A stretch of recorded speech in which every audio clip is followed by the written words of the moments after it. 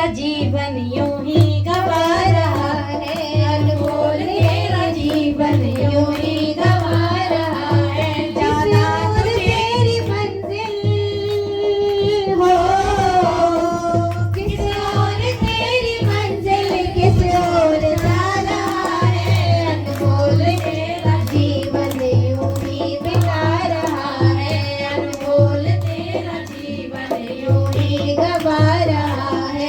जाना तुझे कहाँ है, जाना तुझे कहाँ है, तू जा कहाँ रहा है, अनमोल तेरा जीवन यूं ही गवा रहा है, अनमोल तेरा जीवन यूं ही गवा रहा है। इस तरह नारद जी बहुत परेशान है, समझ में नहीं आ रहा क्या कर रहे हैं, क्या करें। तो उसके बाद आगे बढ़ते हैं, कहते हैं आगे जाके देख कर आओ। तो लोग बाग देख रहे हैं कि वहाँ पर लोग बाग कलयुग में आके भजन ही नहीं कर रहे हैं, ना भजन कर रहे हैं ना कीर्तन कर रहे हैं, बस क्या कर रहे हैं, उनसे कहो कि भजन कर लो तो कहते हैं कि खाली पेट भजन नहीं होता। कहते हैं भाई खाना खा लो भजन कर लेना, तो कहते हैं खाली पेट भजन नहीं होता, अच्छा थोड़ा सा खा लो तो उसके बाद भजन कर लो। तो कहते हैं भोजन तो बाद में करेंगे, खाना खा लिया थोड़ा सा, भजन करने के बाद क्या कर ले, शयन कर ले।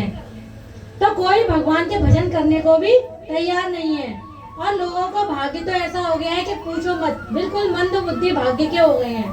मतलब भगवान ने उनको अच्छा भाग्य दे के रखा है, लेकिन उनके कर्म कलयुग में आके इतने खराब कर्म कर लिए हैं, शराब दारू मदरा पी के अपने कर्म खराब कर करके अपने भाग्य को खराब कर लिया है, कह रहे हैं। उसके बाद मैंने सोचा चलो थोड़ा आगे बढ़ता हूँ, थोड़ा आगे बढ़े, कहते हैं साधु संतों के पास जाता हूँ, उनके यहाँ तो भजन चल रहा होगा, वहाँ पे थोड़ा मेरे को भजन मिलेगा, शांति मिलेगी। नारद जी कहाँ हैं, पृथ्वी लोक पर आए हैं शांति लेने के लिए। कह रहे साधु संतों के पास चलते हैं, देखते हैं, पृथ्वी लोक पर सत्संग करने के लिए जाते हैं एक आश्रम में। तो जाते हैं, देखते हैं कि वहाँ पर कुछ महात्मा ऐसे पाखंड में लिप्त हैं, कुछ कहा ही नहीं जा सकता, कुछ बोल ही नहीं सकते। कैसे, कह रहे हैं कि मैं एक जगह सत्संग सुनने गया, देखा वहाँ पर बड़ा भारी आश्रम है, देखा वहाँ पे सत्संग होने वाला है, मैंने सुना सत्संग होगा, बड़ा भारी आश्रम है, साधु संत घूम रहे हैं इधर उधर। लेकिन हमने एक व्यक्ति से पूछा भैया ये किसका आश्रम है, तो कह रहे हैं हम तो नाम सुनते ही बेहोश हो गए। कहते हैं उन्होंने नाम बताया, जैसे धीरे से बोला त्यागी बाबा का आश्रम है, तो सुन के ही बेहोश हो गए। कह रहे जी कैसा आश्रम है, नाम त्यागी बाबा है और आश्रम 12 मंजिल का बना रखा है। तो 12 मंजिल का आश्रम त्यागी बाबा का होना चाहिए, त्यागी बाबाओं को तो एक झोपड़ी में भी गुजारा कर लेते हैं, ऐसे कैसे जी बाबा बेहोश हो गए।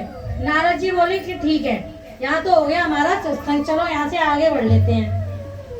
अब उसके बोलते हैं कि इनकी चौखट पे तो हमें सत्संग मिल ही नहीं सकता, कि नाम तो त्यागी बाबा का आश्रम खोल रखा है और यहाँ पे त्याग तो दिख ही नहीं रहा है, ऐसे क्या सत्संग करेंगे। सत्संग करने के लिए तो त्यागना पड़ता है, कहीं त्याग करने पड़ते हैं तभी तो सत्संग मिलता है।